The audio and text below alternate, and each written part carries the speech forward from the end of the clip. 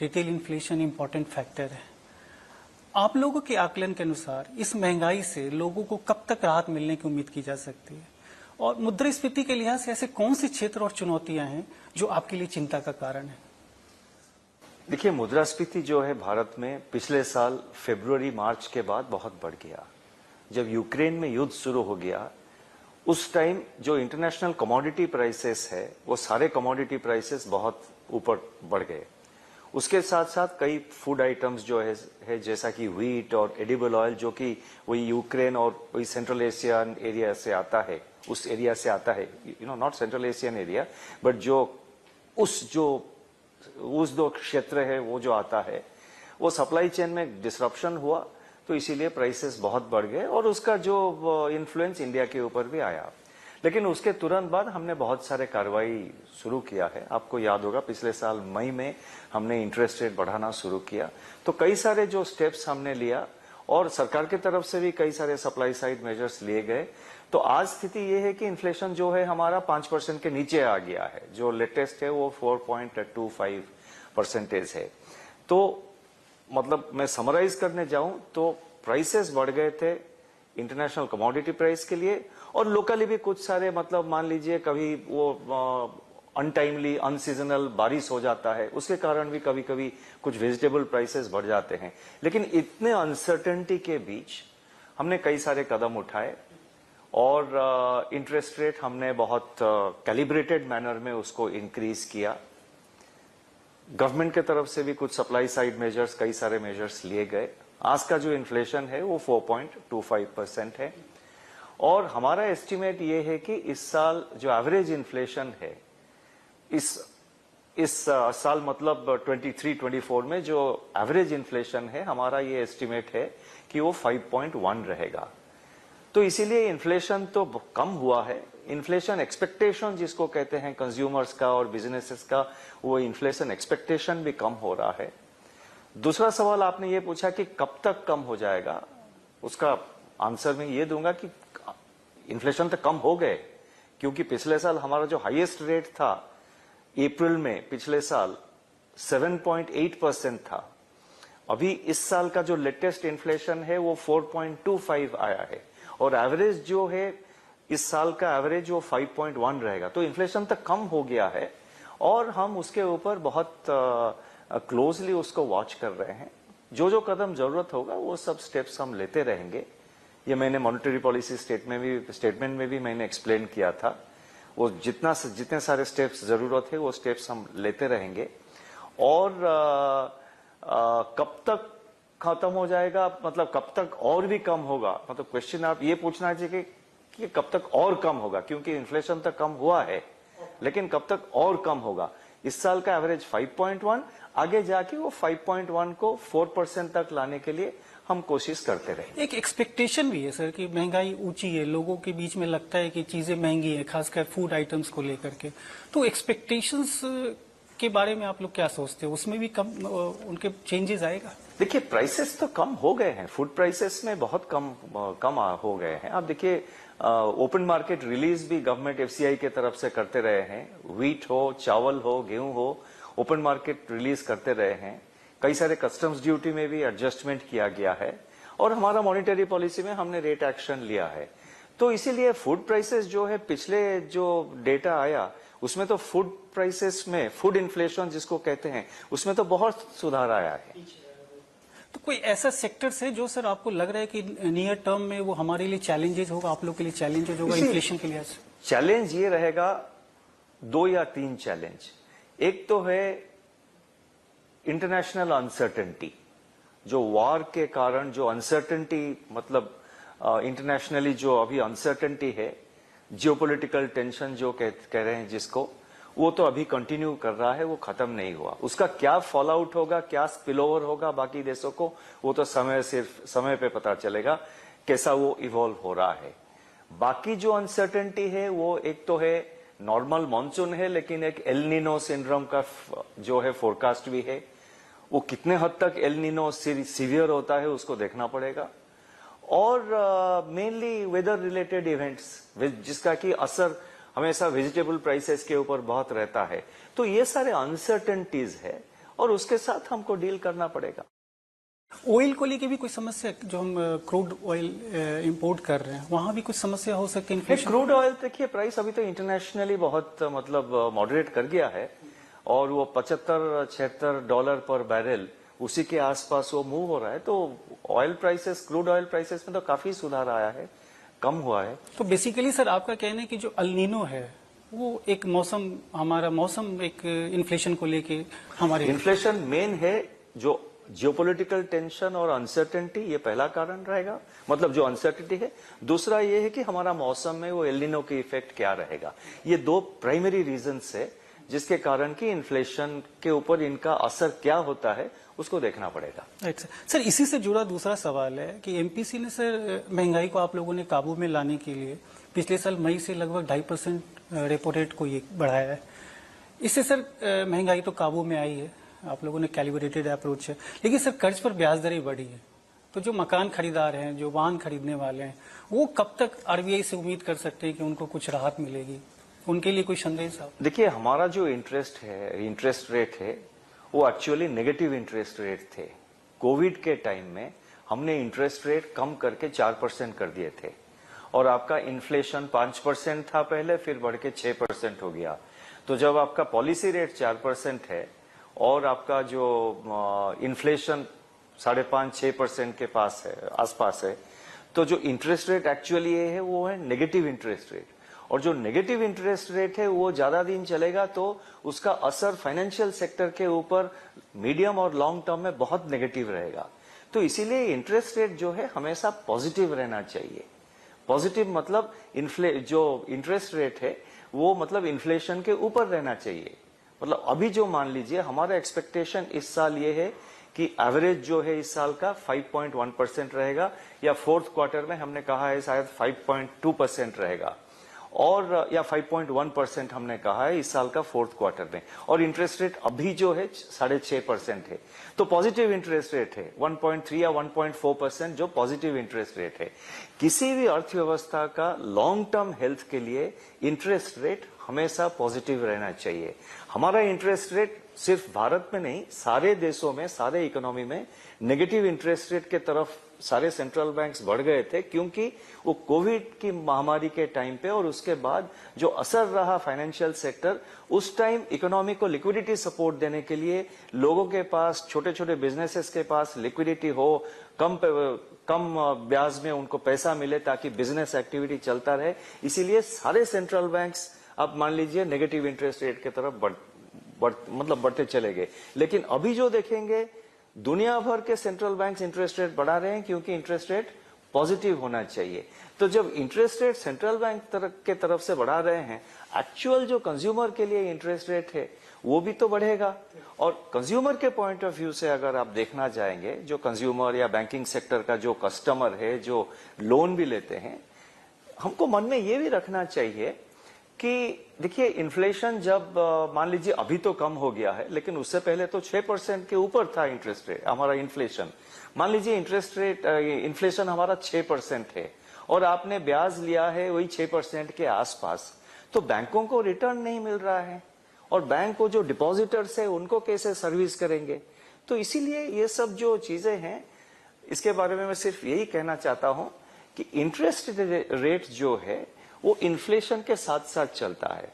आपका जब inflation rate काबू में आ जाएगा, ड्यूरेबली, जो जिसको हम कह रहे हैं कि ड्यूरेबल मॉडरेशन इन इन्फ्लेशन, मतलब ड्यूरेबल, हम जब ये सोच मान लेंगे कि अभी इंटरेस्ट रेट जो है वो 4% के आसपास रहेगा कंटिन्यूइंग बेसिस पे, तो अब इंटरेस्ट रेट कम होना कम हो सकता है। तो इसीलिए इन्फ्लेशन और इंटरेस्ट रेट दोनों को इकट्ठे एनालाइज करना चाहिए। मतलब सर अगर इन्फ्लेशन कम होता है तो उम्मीद की जा सकती है कि ब्याज दर भी घटेगा?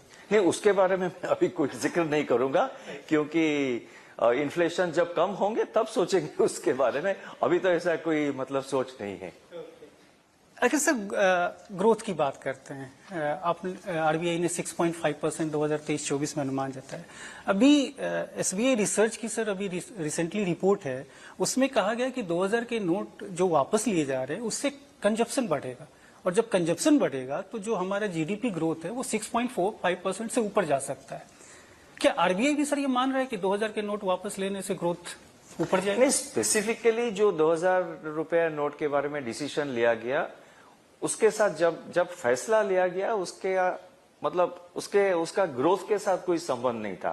फैसला का जो कारण है मैंने अलग से एक्सप्लेन किए, हम लोग कर चुके हैं आरबीआई की तरफ से, और मैंने खुद भी मीडिया को ऑन कैमरा एक्सप्लेन किया था। वो दूसरे कारण के लिए, ग्रोथ के साथ उसका कोई संबंध नहीं था। इसका जो कॉन्सिक्वेंसेस होगा वो तो आगे जाके पता लगेगा। एक चीज मैं आपको बहुत साफ कह सकता हूं कि जो 2000 रुपया का जो नोट अभी वापस ले रहे हैं, उसका इकोनॉमी के ऊपर कोई नेगेटिव इफेक्ट नहीं आएगा। बाकी कितना पॉजिटिव रहता है वो तो आगे जाके पता चलेगा। सर अगर अब तक, अगर आप प्लीज डाटा दे सके, अब तक की बात की जाए तो 2000 रुपए कितने नोट बैंक खाते में जमा हुए हैं और एक्सचेंज हुए हैं? पिछले मॉनेटरी पॉलिसी के टाइम में तो मैंने कहा था 1,80,000, लेकिन वो स्टेडीली वापस आ रहे हैं नोट, और 2/3 से ऊपर अभी हो गया है। हमने ये कहा था कि 3,62,000, 3.62 लाख करोड़, 3,62,000 करोड़, 3,62,000 करोड़ रुपया, 3,62 करोड़ रुपया 2000 रुपया नोट सर्कुलेशन में था पिछले साल मार्च में। मॉनेटरी पॉलिसी में मैंने कहा कि 1,80,000 करोड़ के आसपास मैंने कहा था, वो वापस आ गया है। अभी जो है 2/3 मतलब अब आंकड़े लगा सकते हैं, उसके ऊपर उसको क्रॉस कर गया है। 2/3 अभी आ गए वापस। अच्छा सर, ग्रोथ पे ही थोड़ा सा एक और, जैसे कि जो 6.5 है, क्या लगता है वो आगे जा सकता है? कई बार आपने भी कहा है कि कई इंडिकेटर्स, जो हाई फ्रीक्वेंसी इंडिकेटर्स है, वो बहुत पॉजिटिव है। तो क्या लगता है कि ये जो अंतिम जब आउटकम आएगा तो वो, देखिए हमारा कुछ चैलेंजेज है इसमें ग्रोथ में? नहीं, देखिए हमने जो असेस किया है, हमने एक बैलेंस्ड व्यू लिया है। किसी स्थिति पे आप जब प्रोजेक्शंस करते हैं, जब एस्टिमेट करते हैं, कुछ प्लसेस, कुछ अपसाइड्स रहते हैं, कुछ डाउनसाइड्स रहते हैं।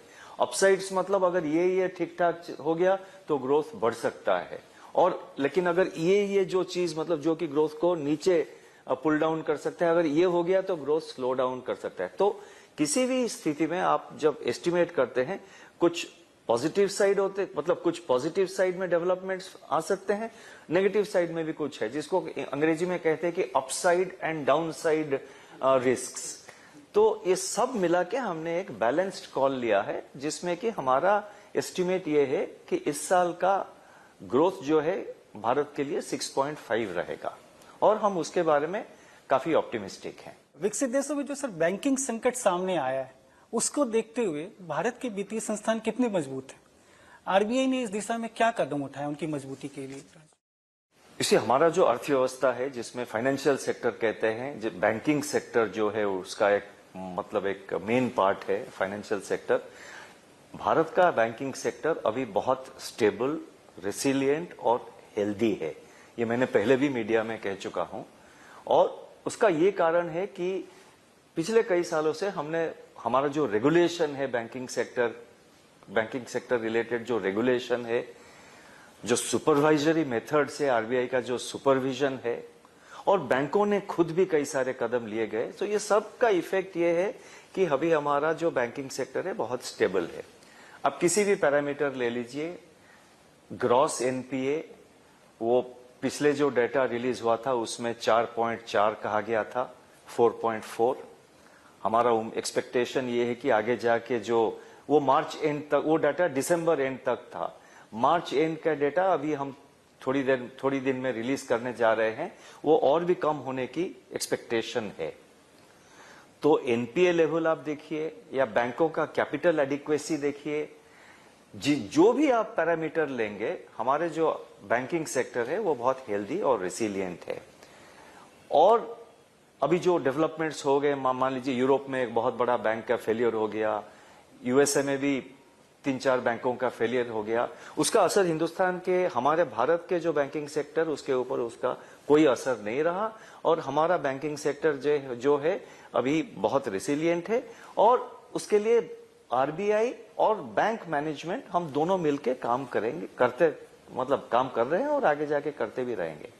सर जो फॉरेन कंट्रीज में, जो एडवांस कंट्रीज में जो संकट आया है, मतलब क्या वहाँ रेगुलेटरी इशूज हैं, मतलब किस तरह की दिक्कत हुई, या फिर हम लोग ज्यादा स्ट्रांग, आरबीआई ज्यादा? नहीं, देखिए उनमें क्या फेलियर होगा वो तो सारे मीडिया में आ गया है। वो मेरा एनालिसिस मतलब मैं अलग से नहीं देना चाहता हूं, लेकिन कोई जो फंडामेंटल इश्यूज है, कुछ जो एसेट लायबिलिटी मिसमैच, जिसके बारे में भी काफी सारे आर्टिकल्स या मीडिया में भी काफी डिस्कशन हुआ है, एसेट लायबिलिटी मिसमैनेजमेंट हो या सुपरविजन और उसके ऊपर जो एक्शन लिया जाता है सुपरविजन के बाद, उसके बारे में कई सारे स्टोरीज मीडिया में आया है। उसके बारे में मैं अलग से अपना व्यू देना नहीं चाहता हूं। मैं सिर्फ ये कहता हूं कि भारत में हम लोग हमेशा अलर्ट रह चुके हैं और आगे जाके भी बहुत अलर्ट रहेंगे, चाहे वो आरबीआई हो या बैंक्स हो। हमारा जो एंगेजमेंट है, डायलॉग है बैंकों के साथ, वो कंटिन्यूअसली चल रहा है। अभी देखिए हाल में हमने एक मीटिंग किया, सारे पब्लिक और प्राइवेट सेक्टर बैंक के जो डायरेक्टर्स हैं उनके साथ एक मीटिंग किया और उसमें भी बहुत विस्तृत रूप से हमने डिस्कस किया कि बैंकों का जो स्ट्रेंथ के लिए बैंकों को और कैसे मतलब आगे ले जाएंगे, उसके लिए क्या क्या स्टेप्स लेना जरूरी है, क्या क्या रिस्क है, साइबर सिक्योरिटी का रिस्क क्या है, उसके तरफ कैसे हम उसको हैंडल करेंगे, जो एसेट लायबिलिटी इश्यूज जो जिसके बारे में मैंने अभी जिक्र किया उसको कैसा मैनेज करना चाहिए, और बैंकों का रिस्क मैनेजमेंट उसमें और कैसे हमने उसको और ज्यादा एफिशिएंट कैसे कर सकते हैं। रिस्क मैनेजमेंट तो ठीक चल रहा है, अभी ठीक ठाक चल रहा है, लेकिन उसको और टाइटन कैसे कर सकते हैं। तो ये जो विस्तृत रूप में हम डिस्कस करते रह रहे हैं, मतलब आरबीआई की तरफ से ये जो एंगेजमेंट है बैंकों के साथ, वो तो चल ही रहा है और चलता रहेगा। कोशिश ये है हमारा सेंट्रल बैंकों का और सेंट्रल बैंक आरबीआई का और बैंकों का कि उसी मतलब ट्रेंड को मेंटेन किया जाए। मतलब अब हमारे बैंक मजबूत हैं, हमारे बैंक्स मजबूत है पूरी तरह और से, उसके लिए जो जो कदम जरूरी है हम लेते रहे हैं और आगे जाके भी लेते रहेंगे। ओके सर, जो आपने बोला अभी, जो वैश्विक स्तर पर जो चैलेंजेस हैं उसको देखते हुए रुपये और चालू कैड को लेकर आपका क्या अनुमान है? खासकर जब अगर यूएस फेडरल रिजर्व आगे भी पॉलिसी रेट बढ़ाता है तो रुपये पर क्या दबाव पड़ेगा? देखिए आप पिछले 1-2 साल में देखेंगे, 1-2 साल क्यों, पिछले कई साल, इवन कोविड के टाइम में भी उस टाइम से अगर आप देखेंगे, इंडियन रूपी जो है उसका एक्सचेंज रेट डॉलर के मुकाबले में, डॉलर रूपी जो एक्सचेंज रेट कहते हैं, वो काफी स्टेबल रहा है। इस साल जनवरी से अभी तक का अगर आप आंकड़े लेंगे, रूपी का फ्लक्चुएशन ऑलमोस्ट बहुत मार्जिनल है। इनफैक्ट थोड़ा अप्रिसिएशन भी हुआ है। तो हमारा कोशिश ये है कि रूपी और डॉलर का जो एक्सचेंज रेट है उसमें किसी तरह की उथल पुथल, मतलब सडन उथल पुथल, जिसको कहते हैं कि एक्सेसिव वॉलेटिलिटी, वो न होना चाहिए। उसको कैसे कंट्रोल किया जाए, वही हमारा फोकस एरिया है। और यूएसए में इंटरेस्ट रेट 500 बेसिस पॉइंट्स बढ़ा दिए हैं, लेकिन उसके बावजूद इंडियन रूपी जो है वो काफी स्टेबल है। तो इसीलिए वो डोमेस्टिक इन्वेस्टर्स हो या इंटरनेशनल इन्वेस्टर्स हो, उनके कॉन्फिडेंस के लिए ये एक पॉजिटिव मैसेज है कि भारत का जो इंडियन रूपी है, हमारा इंडियन रूपी स्टेबल रह रहा है और उसको सेंट्रल बैंक जो है उसके स्टेबिलिटी की तरफ ध्यान दे रहा है। तो इसीलिए यूएस पॉलिसी टाइटनिंग तो मतलब आप देखेंगे तो 500 बेसिस पॉइंट हो गया, आगे जाके तो और 500 बेसिस तो पॉइंट और 5% तो नहीं करेंगे, आगे जाके थोड़ा बहुत तो करेंगे जरूर, वो कर सकते हैं, मैं नहीं कह सकता हूं, लेकिन उसका असर मतलब रूपी के ऊपर वो जो है वॉलेटिलिटी, उसको हम मैनेज करते रहे हैं, आगे जाके करते रहेंगे। करंट अकाउंट डेफिसिट जो है इस साल अप्रैल से दिसंबर तक वो 2.7% था और साल का आखिरी तक जो डेटा हम अगले हफ्ते रिलीज करने जा रहे हैं वो भी काफी मैनेजेबल लेवल है। मतलब वहां पे कोई कंसर्न वाली बात नहीं है? नहीं, अंडर कंट्रोल है वो। अगर एक्सपोर्टिंग और एक्सपेक्टेशन ये है कि इस साल भी 23-24 में भी हमारा जो करंट अकाउंट डेफिसिट है वो मतलब इट इज, मैंने अंग्रेजी में कहा था कि एमिनेंटली मैनेजेबल। ओके, इसका रीजन क्या सर, मतलब फेवरेबल? इसी रीजन ये है कि हमारे मर्चेंडाइज साइड में एक्सपोर्ट्स कम हुआ है, लेकिन सर्विसेज एक्सपोर्ट्स बहुत बढ़ गए हैं। और इस साल अभी ये है कि जो है इनफ्लोज काफी शुरू हो, बहुत, मतलब वो तो इनफ्लोज जो कहते हैं वो तो फाइनेंसिंग के लिए है, लेकिन जो मेन कारण है सर्विसेज एक्सपोर्ट्स हमारा बहुत बढ़ गए हैं। और इंपोर्ट बिल जो हुए वो भी बहुत कम हो गया है, क्योंकि आप देखिए क्रूड प्राइस पिछले साल $100 पर बैरल उसके ऊपर था कई सारे महीने, लेकिन इस साल तो एवरेज बहुत कम रहा है। तो हमारा जो ओवरऑल इंपोर्ट बिल वो कम हो गया है, और एक्सपोर्ट में मर्चेंडाइज एक्सपोर्ट्स थोड़ा वो कम हुआ है, लेकिन सर्विसेज एक्सपोर्ट्स में ग्रोथ बहुत अच्छा है। तो इसीलिए मोटा मोटी अगर आप ओवरऑल देखेंगे तो करंट अकाउंट डेफिसिट इस साल भी मतलब 23-24 में भी वो मैनेजेबल लिमिट्स में रहेगा। सर अब थोड़ा कस्टमर सर्विसेज की बात करते हैं सर। तो जो सार्वजनिक क्षेत्र के बैंक है सर, आप लोगों ने बहुत उस पर काम किया, लेकिन अभी भी अगर प्राइवेट सेक्टर्स की बात करें तो वहां से पीछे हैं सर।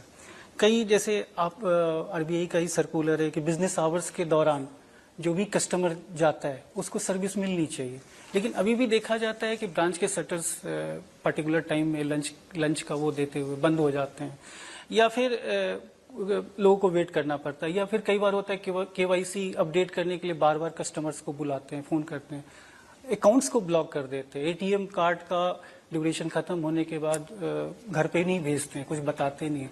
तो सर यहाँ पे क्या कर रहे हैं सर? सिर्फ कस्टमर कन्वीनियंस के लिए उसके ऊपर हम हमेशा बहुत प्रायोरिटी देते हैं।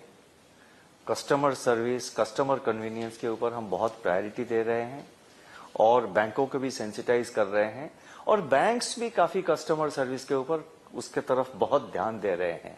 उसके बावजूद भी कंप्लेंट्स आते रहते हैं, ये नहीं कि कंप्लेंट्स कोई नहीं आ रहा है, उसके बावजूद भी कुछ कंप्लेंट्स आते हैं।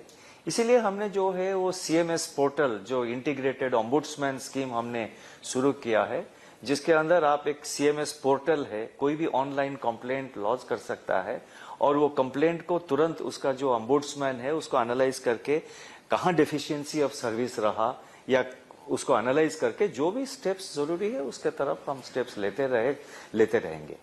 सर जो आपने कहा ये इसको हर ब्रांच के लेवल पे इसको एडवर्टाइज क्यों नहीं किया जाता? हर ब्रांच में अगर लग जाए कि आपको ऑनलाइन कोई भी प्रॉब्लम्स है। देखिए, बैंक का जो मैनेजमेंट है, ब्रांच लेवल में क्या कम्युनिकेशन रहेगा वो तो बैंक्स फैसला करते हैं, लेकिन हम बैंकों को बार बार ये सेंसिटाइज करते जा रहे हैं कि आप कस्टमर सर्विस के ऊपर, कोई भी बैंक का जो रेपुटेशन है, मैंने हाल में जो स्पीच भी दिया था सब बैंकों के डायरेक्टर्स, उसमें भी मैंने एम्फसाइज किया है कि कस्टमर सर्विस बहुत, और बार बार हम ये कहते रहे हैं कि कस्टमर सर्विस जो है वो बैंक का क्वालिटी ऑफ गवर्नेंस के ऊपर रिफ्लेक्ट करता है। इसीलिए बैंक्स कस्टमर ग्रीवेंस जो रिड्रेस है उसके तरफ ध्यान देना जरूरी है, और बैंक्स भी दे रहे हैं, ऐसा नहीं कि वो नहीं दे रहे हैं।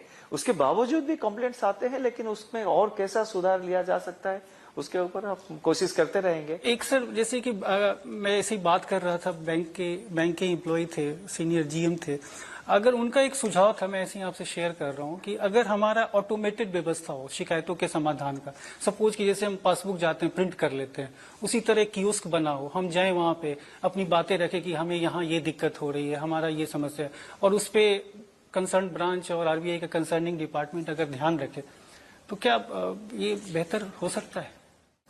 देखिए, बैंक्स तो काफी अभी चीज, मतलब पासबुक प्रिंटिंग के लिए तो आपको बैंक ब्रांच भी जाने की जरूरत नहीं है। आप पासवर्ड एक रखिए, उसमें शिकायतों के बारे में नहीं, शिकायतों के बारे में बैंक तो मतलब ध्यान देना चाहिए, और वो तो हम एम्फसाइज करते जा रहे हैं, बैंक मैनेज भी करते जा रहे हैं, और जहां पे कई जगह कुछ खामियां रहते हैं उसमें तो बैंक मैनेजमेंट को सुधार लाना पड़ेगा। हमारे ध्यान में जब भी कोई कंप्लेंट आता है उसके ऊपर हम कार्रवाई करते हैं। क्योंकि सबसे ज्यादा सर लोगों को पता ही नहीं होता है कि हम शिकायत कहाँ करें, मैनेजर के पास जाएं, कहाँ कंप्लेंट करेंगे, तो लोगों को पता है। ये हो सकता है कि कोई ब्रांच किसी ने गया और वो ब्रांच में उनको जो ग्रीवेंस है उसको उसके तरफ ठीक तरह से ध्यान नहीं दिया गया, उसके ऊपर वो कंप्लेंट कर सकते हैं बैंक में। इनफैक्ट हर बैंक का एक कंप्लेंट पोर्टल है, आप बैंक को कंप्लेंट पोर्टल में कंप्लेंट कर सकते हैं। बैंक का जो सीनियर मैनेजमेंट है, अगर उसमें आपको सेटिस्फैक्शन नहीं है तो आरबीआई ऑम्बुड्समैन को आप कंप्लेंट कर सकते हैं। तो इतना बड़ा व्यवस्था जब चला रहे हैं, जहां जहां कुछ गैप्स रहते हैं उसके लिए सुधार लाने के लिए तो मतलब वो रिड्रेस सिस्टम तो है, और लोगों में जानकारी है, ऐसा नहीं कि लोगों को पता नहीं कहां कंप्लेंट किया जाए। हम तो बार बार एडवर्टाइजमेंट करते रहे हैं, टेलीविजन हो या प्रिंट मीडिया हो, न्यूज़पेपर्स हो, और इंग्लिश न्यूज़पेपर नहीं, हम हिंदी और जितने सारे रीजनल लैंग्वेजेस है, सारे अखबारों में, टेलीविजन में, रेडियो चैनल में, एफएम चैनल में हम तो बहुत सारे मतलब एडवर्टाइजमेंट करते रहे हैं कि भाई कस्टमर ग्रीवेंस के बारे में या कैसा, कहाँ कंप्लेंट दे, कैसा इसको डील किया जाए, उसके बारे में तो हम ये कैंपेन जो है, अवेयरनेस कैंपेन, हम तो कर ही रहे हैं। नहीं, वो आरबीआई उस पर बहुत काम कर रहा है। ब्रांच के लेवल पे थोड़ा सा नीचे के एम्प्लॉयज वहाँ थोड़ा सेंसिटाइज करने की जरूरत है। सर अब सर एक बाई नाउ पे लेटर काफी सर चल रहा है, काफी लोग इसका इस्तेमाल कर रहे हैं। इसमें डिफॉल्ट काफी बढ़ रहा है, कई बार डिफॉल्ट होने पे 36% तक ब्याज चला जा रहा है। तो सर ऐसा ग्राहकों पे इससे बोझ पड़ता है, भुगतान फिर और नहीं हो पाता है। तो क्या ऐसा नहीं लगता कि सर कि हम रेट ऑफ इंटरेस्ट को कुछ जैसे एमआरपी की तरह उसको तय कर दे कि इससे ज्यादा नहीं ले सकते हैं? इसी इंटरेस्ट रेट जहां हो बैंकिंग व्यवस्था की, इंटरेस्ट रेट तो डीरेगुलेटेड है और आप एक लिमिट फिक्स करेंगे तो उसका वो इट वर्क्स बोथ वेज। आप एक लिमिट फिक्स करेंगे तो ये आप मान लीजिए सारे इंटरेस्ट रेट है वो सारे उसी लिमिट पर आ जाएंगे, उससे कम में इंटरेस्ट रेट किसी को मिलने की चांस नहीं है। इसीलिए आरबीआई में ये बहुत एक, और इंटरनेशनली भी यही है, ये मॉडल है कि आप इंटरेस्ट रेट जो है सेंट्रल बैंक जो रिजर्व बैंक है हम रेगुलेट नहीं करेंगे ताकि मार्केट में कंपटीशन हो। और मार्केट में कंपटीशन में जो बैंक है वो उनके कंपटीशन में जो ग्राहक है, जो कस्टमर है, जो बोरोवर है, उनको कॉम्पिटिटिव रेट ऑफ इंटरेस्ट मिलने की चांसेस ज्यादा है। मैंने जब कहा कि आप इंटरेस्ट रेट फिक्स कर देते हैं, मतलब हमने मान लीजिए हमने फिक्स कर दिया कि इंटरेस्ट रेट 20% है या 10% है, ऐसा कुछ फिक्स कर लिया, तो ये मान के चलिए कि सारे इंटरेस्ट रेट 20% हो जाएंगे।